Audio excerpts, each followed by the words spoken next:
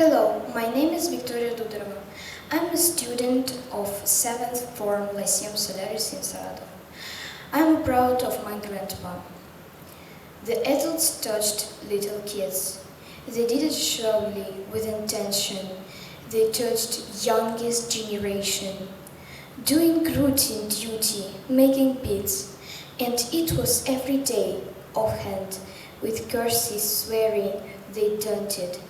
The children couldn't understand whatever actually they wanted. I started my speech with an excerpt from poem Children in Auschwitz by Naum Karjavin that tells about the most terrible page in military history, the prisons of juvenile prisoners in fascist concentration camps. I wanted to open this page and do a little research about the family of my grandfather, who in his childhood, together with his mother and youngest sister, ended up in a concentration camp. I wanted to understand and find out what can the old and yellowed photos in my grandfather's album tell me about him and his life. How did the great patriotic war affect his future life? After studying the family tree, analyzing the chronology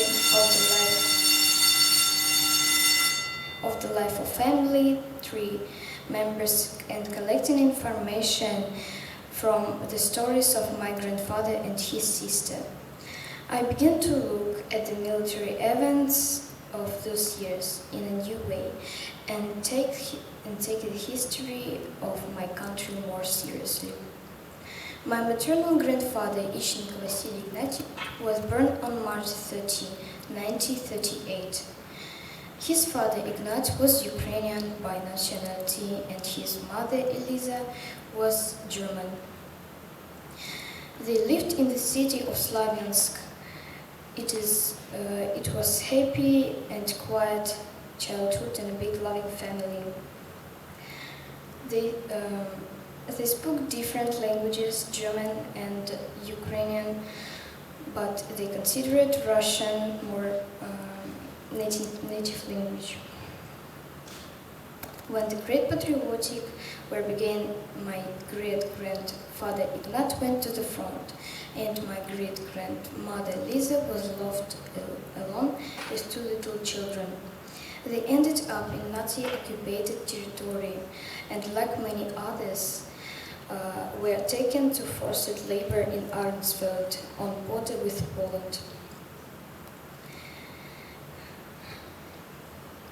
I couldn't find out which camp he was in.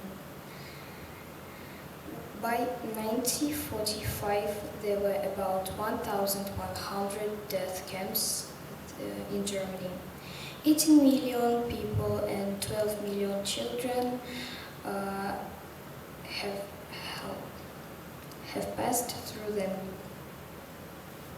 The horror of the concentration camp was experienced through the eyes of young children, and the physical torments were long stored in their memories and childhood dreams. Although at the time he was only 5 and his sister Nina was only 3 years old. They grew up very quickly. When in 1945 the Soviet troops released the prisoner of the concentration camp, it would seem that everything terrible for my great-grandmother and her children left behind. But the new torments began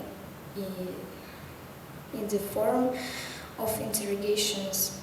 They considered her a traitor to the motherland and sent the family forced labor in Kazakhstan.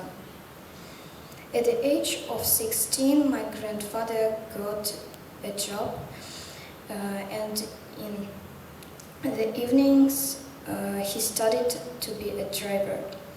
At the age of 18, like Soviet boys, he was drafted into the army and served for 3 years as a radio operator in the Saratov region. In 1993, my grandfather was rehabilitated, and